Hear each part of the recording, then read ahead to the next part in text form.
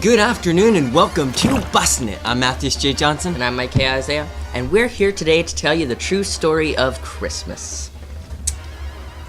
What are you looking at?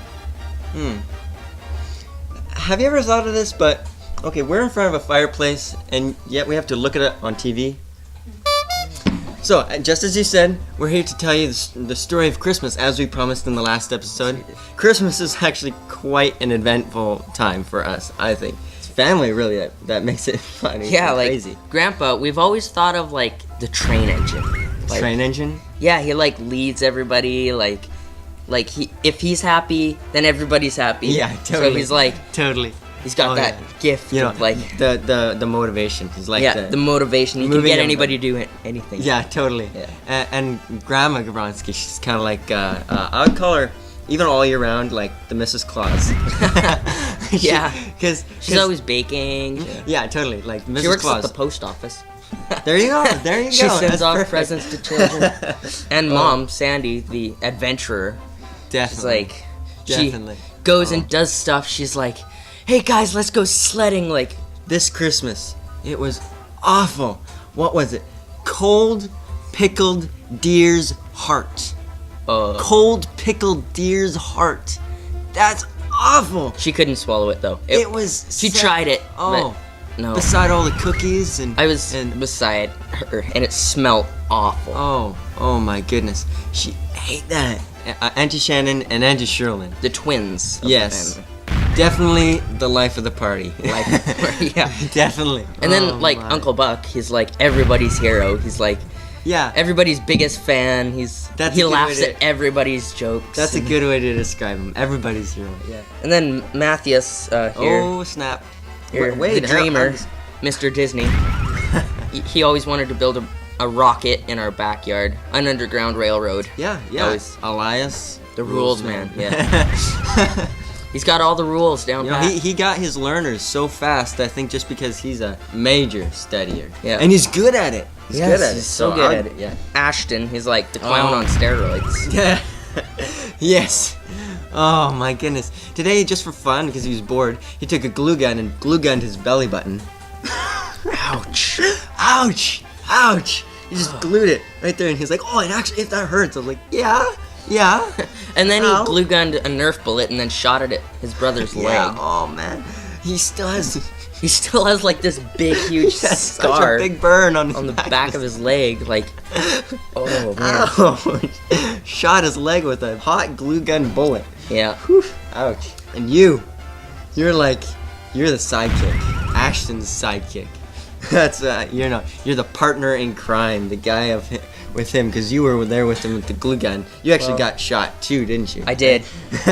Okay. And then Jubilee, she's like the people pleaser. Definitely. Especially the girls, though. She's always with the girls.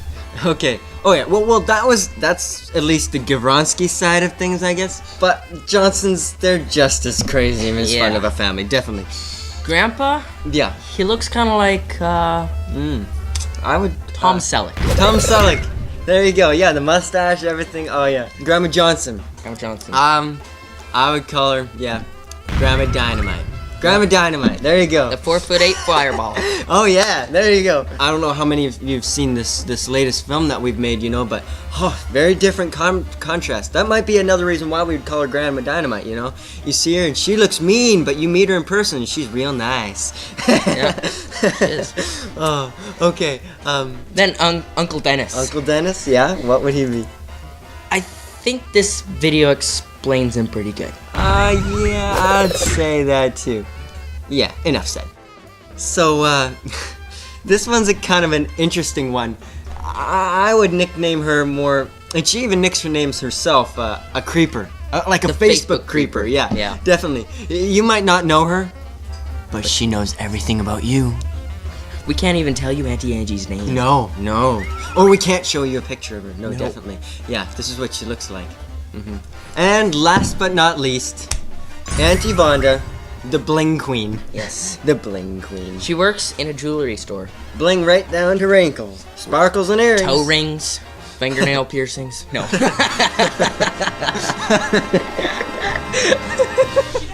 I hope we cut that out. I hope so. Actually, you might think we're lying, but we're related to Santa Claus. Yeah, we are. Yeah. We are. On one side of the family, we have old Saint Nick. We call him that. His name is Nick. On the other side, we have a Claus Peters. Grandpa His first Claus name is Peters. Claus. Yeah, that's his first name. So we have Santa Claus and Old Saint Nick. Yep, but get this. He lives in a place called Love, Saskatchewan. Yes, he does. His wife was born on Valentine's Day. Yeah. And they bought the farm from a family called the Hates family. Yes. Isn't that the Hates family? Like Hates. all In Love, in Love, Saskatchewan. Saint Nick, who was the Santa Claus, was born on March 15th, 270 BC in Asia Minor. Asia Minor. Wow. Yeah. Now it's called Turkey, right? Yeah. Yeah, nowadays. Back then it was Asia Minor. He is actually one of the most popular saints in Greek and Latin churches. He's supposedly, nobody really knows for sure, but he's the priest of Myra. Saint Nicholas, was born to a wealthy family in Petra. His parents died and he inherited a considerable sum of money. He gave it all away. He put it in people's shoes and stockings. Really? Oh, really? That's so cool. That's where the stockings tradition came from. Oh, really? Wow. Yeah. That's so cool. He would go to places, and as he would give presents, then he'd actually pray for people, and some people were actually getting healed. And so they called him or Nick the Wonder Boy. I heard this where he would take a bag of gold and throw it through windows just for people. Well, I guess they can replace the windows. I guess. But so Saint Nick was actually in this huge theological debate. Okay. And he got so riled up about it that he walked across the room and slapped the man. Really? In that day though, it was illegal for a priest to slap another priest. So he got thrown in prison. No way. Yeah. Wow. And actually, oddly enough, in prison, he actually broke his nose.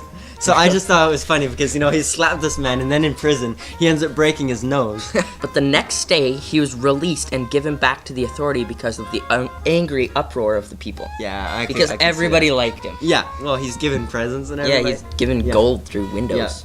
Yeah. All these people with broken windows are so happy to have him out of prison. And he went right back to giving to the poor. Right when he was back to giving his position as the bishop and everything like that. December 6th is actually marked St. Nicholas Day. December 6th. Yeah. You know what? I think that's kind of interesting because, even though it might be marked that, I read that St. Nicholas, every Christmas still, he would bow down to the major scene. Hey, he was a bishop, right? Yeah. So every Christmas, he was a saint. Yeah, he was a saint, and he never wanted to give. His intent to give presents was never to give praise and glory to himself. He didn't even really like that people were calling him Nick the Wonder Worker and stuff, But every Christmas, he would always bow down to the major scene, which I thought was very cool. Yeah. In 1931, it started with the Coca-Cola Company. Really? Yeah. So, have you ever seen Santa Claus holding a Pepsi? No. Well, it's because Guess not. They own the image, the suit image. Yeah. And red. Yeah. Look at this. See? We're Pepsi fans. I'm sorry. Yeah. Got take this some off. prejudice against Coca-Cola. What's wrong with you?